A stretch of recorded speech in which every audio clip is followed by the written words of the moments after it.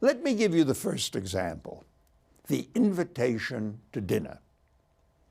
I'm a professor, as you know, and Portia is this very nice person who is my student. She just graduated last year, and she's got a job in a big, fancy law firm. It turns out that Vincent, the managing partner in the law firm, the person on whom her career depends, has been my student too, many years ago. In casual conversation, Vincent mentioned to Portia that he would like very much to be back in touch with me.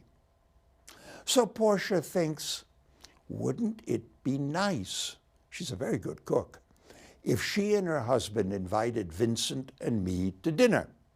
She would cook a wonderful dinner, and I would have a wonderful dinner to eat, and a good time would be had by all, and this would have a very good effect on her career and her standing in the firm.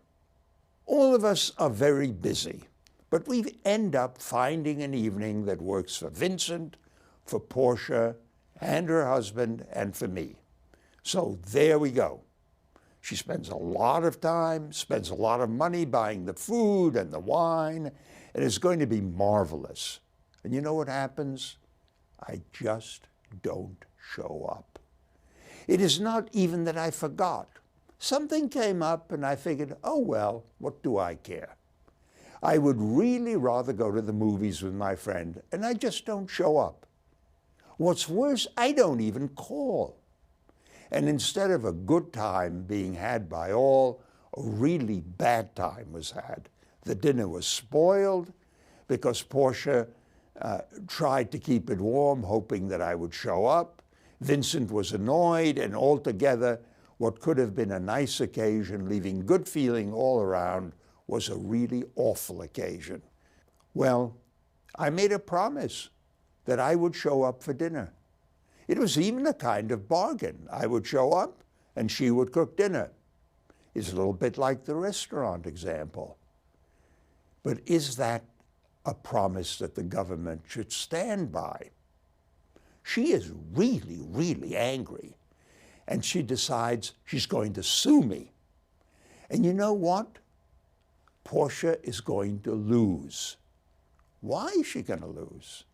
Portia is going to lose because an invitation to dinner is the kind of informal, friendly occasion, a kind of informal, friendly interchange that nobody expects is going to end up in court, no matter what happens. It just isn't the kind of thing which people think is going to create legal relations. It certainly creates a moral relation, and I have behaved miserably. So this is the first principle that we can apply to a given case. We can ask if the parties intended to create legal relations. Sure, it is true that the invitation to dinner created expectations, but it is not something that anybody thinks should end up in court. Why not? Can you think of other situations and relations where people make promises to each other but don't expect to end up in court about them?